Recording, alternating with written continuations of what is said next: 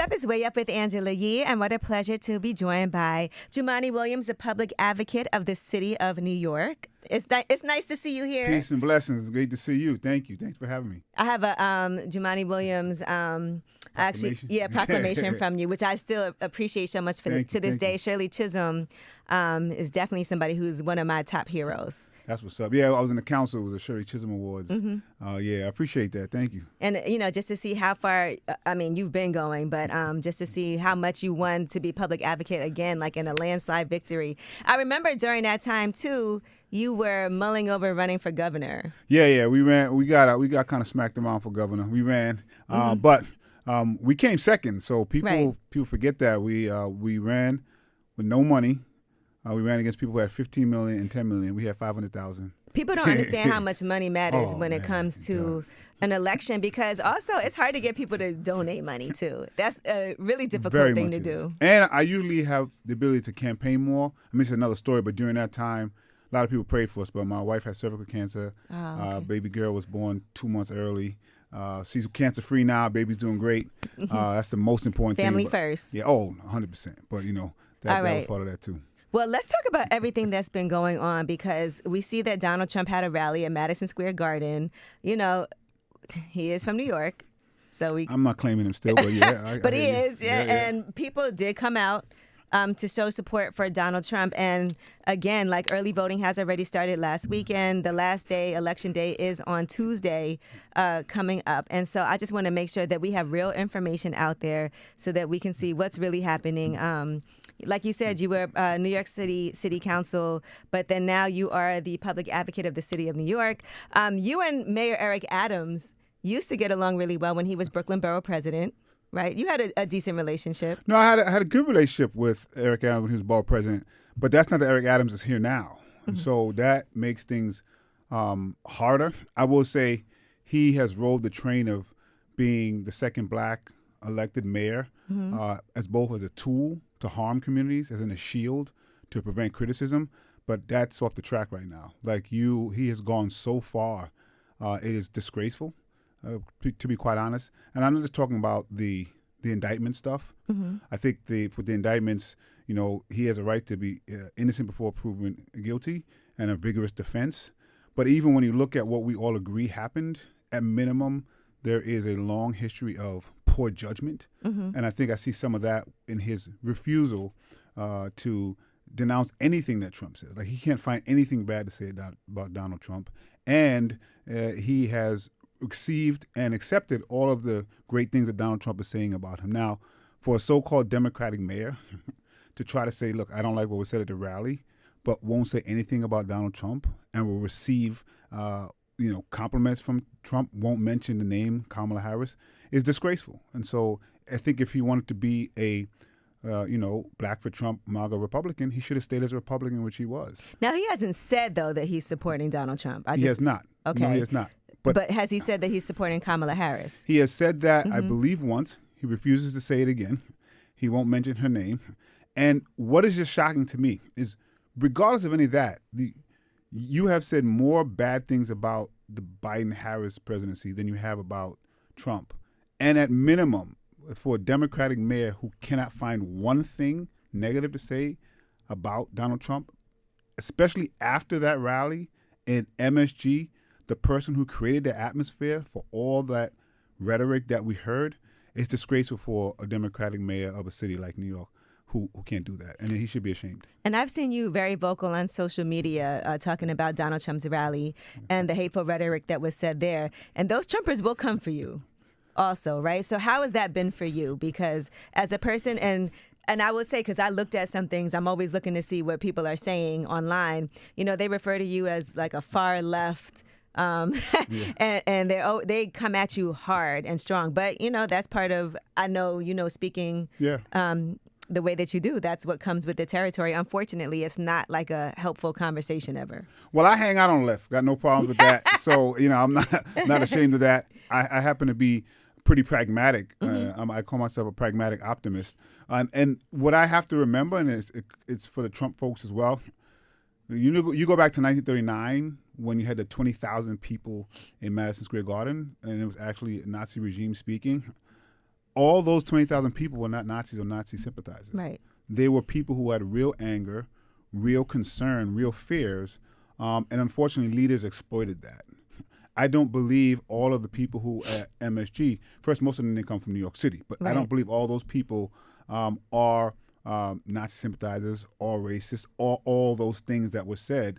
I believe that there are a lot of folks who are angry, who are concerned, who are fearful, and both parties have ignored them for a very long time. Right.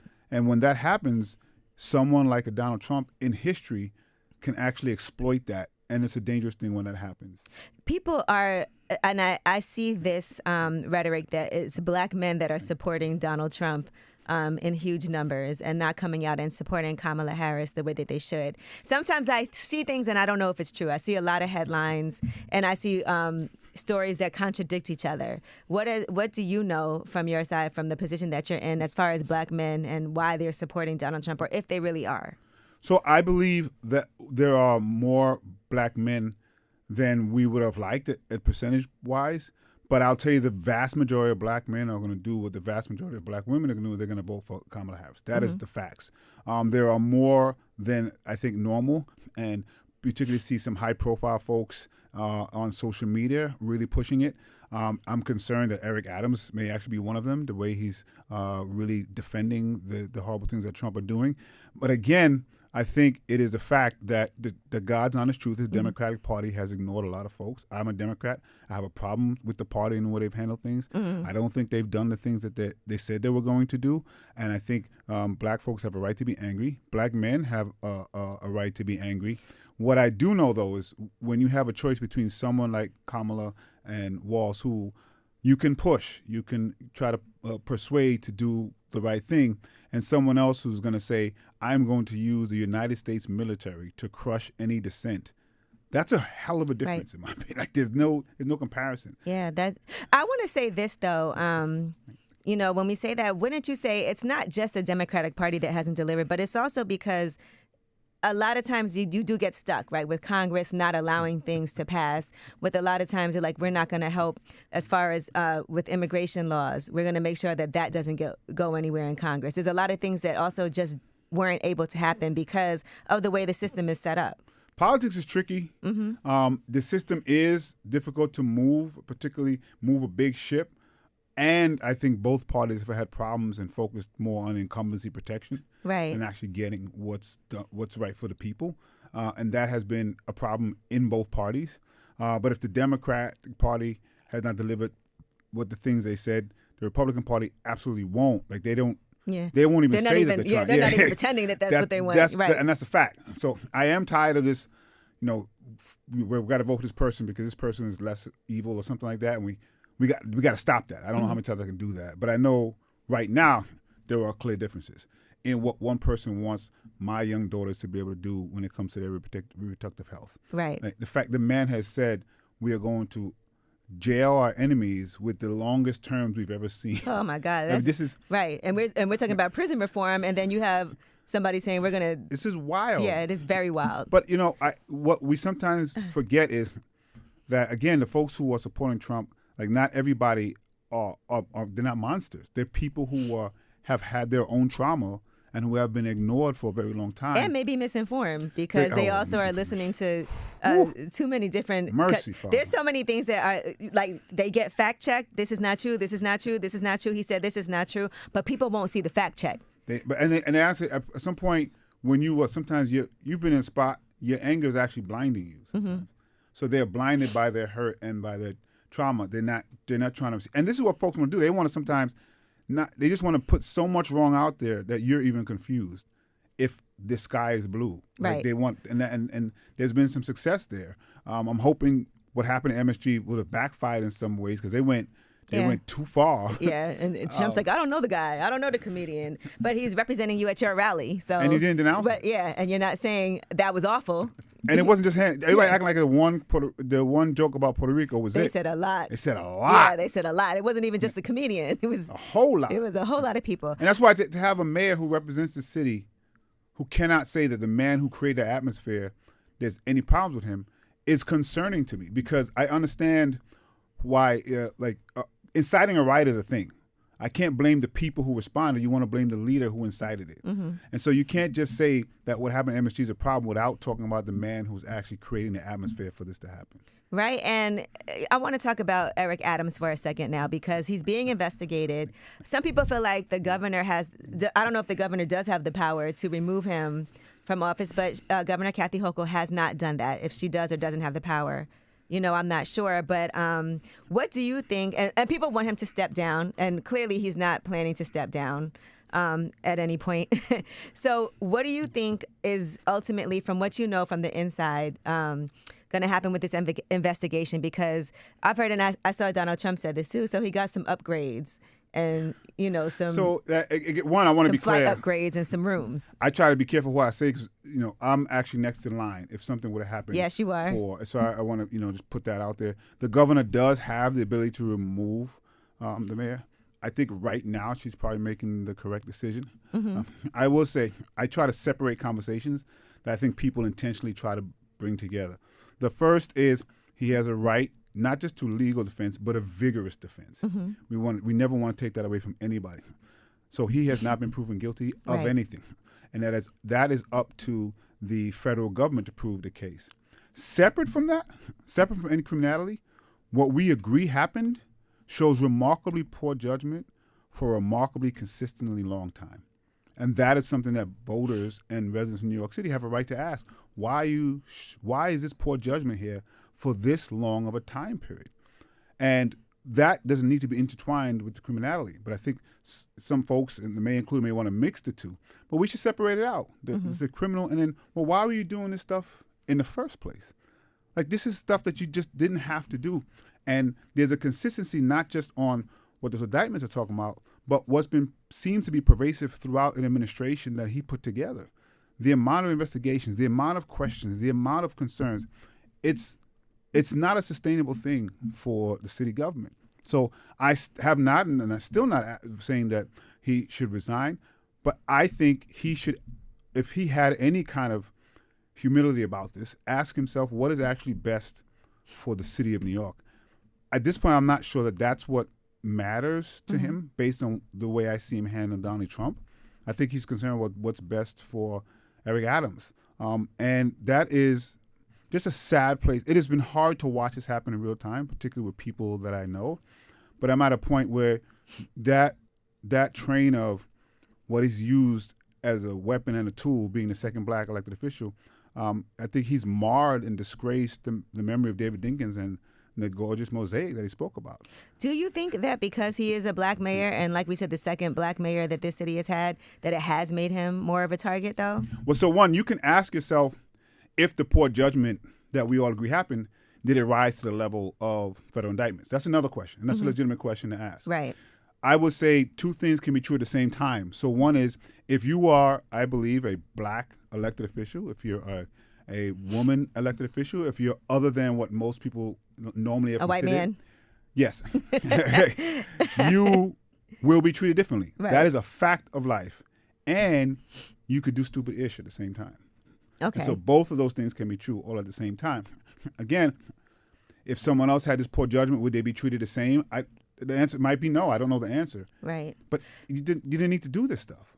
Why? And why are you doing it? Like this? We had an awesome opportunity in New York City to put down an infrastructure of public safety that him and I and others had been discussing for a very long time.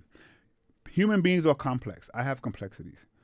So I expect those complexities to show up. I was hoping more of the Eric Adams who was 100 blacks in law enforcement show up, but we get is almost all Republican cop. Like, we should get the complexities of who you are, and that's not what I think we've seen for the past 3.5 years. Like you said, you are next in line if something should happen, if he gets removed if he decides to step aside, whatever, right? So you would be then mayor. You would be the person that would be acting mayor of the city. What are some of the things that you would do in that position that's not being done now? Well, I would be the acting mayor for about 80 or 90 days. Okay. And at that time period, there's really only one job, which is to make sure everyone knows that the city is going to continue, that 311 calls, which here in New York City, that's what you call if you have a complaint. Yeah, I've had to call it. Yeah, yes. And we all call 311. I've called, my mom called. 911 calls will get picked up, 311 calls get picked up, sanitation will get picked up. So that's really the job for those 80 or 90 days. And then I have to call a special election. Okay. And if I chose to run, then I will explain what it is I want to see happen and what I'd like to do. But I've been doing that as public advocate. Yeah. I've been putting what I think this city should be pushing toward for as public advocate and as city council. And so I've been in city government now for about 14 years. Right. Is it weird to think about being on the other side too? Because, obviously city council versus the mayor, there's going to be times you agree, but a lot of times that you guys have to check each other, right? And so being mayor is a hard job, period. Like I've never, even when I've criticized mayor or mayors, I've always said, one, this is a very difficult job. And so I always question why people are going after this job. Do y'all really understand the weight of this job? Right. It is a very difficult job in a way that nothing else is. Really, you probably have president and then mayor of New York City as the two most difficult jobs. And the balance of power that exists with the council and the mayor is an important one that has to exist. I have always tried to serve and do things in community and in conjunction with other folks. And so I'm proud as public advocate, we've passed more bills than the public advocates combined. That's only through partnership with the city council. Right. My record in legislative as a council member had a pretty high record as well. I think only the speaker had more as well. That's only through collaboration. That's the only way I know how to move, and that's probably I'm an organizer, community organizer by training. No, listen, I see you outside. So, for quite some time, for over a decade now. So that I can appreciate. So the question is, and I've always said we should elect people who believe the seat that they're holding is not more important than the people representing. Okay. And so I try to move that way. I'm not holier than thou, so I'm in the game. I'm not gonna act like I don't do nothing. But I think my track record, my batting average in trying to make sure I'm focused on what the people need most is a pretty good one. And so I would bring that too. And I know that the council is my partners, and having been in there, serving there, been successful there, I think would make things, move a little smoother. But that's so many steps down the line. Right. So many things that have to happen. Right now, I think really the message for me is making sure that we thank the hundreds of thousands of public sector workers who are going to work every day, very concerned about what's happening, and they're still keeping the city moving, and let them know that we thank them and there is a plan in place for every eventuality. Well, as a New Yorker, I have some questions now. Let's do it. So let's just say you do become mayor after all of this, right? Run for office, become mayor. What are some things that you think needs to happen? Because there are some things like again, immigration, that was a number one issue that we've been having in the city. So what are some solutions that you see there? With immigration, it's interesting. You have to say that some of what the mayor was saying, how he said it is two different things. There was a federal response that we never got and we should have gotten. There was a response from the state that we should have got and never gotten. The city can't solve this problem by itself, and we shouldn't have had to. Right, and there were laws in place where you had to house people, or you had to make sure they ate.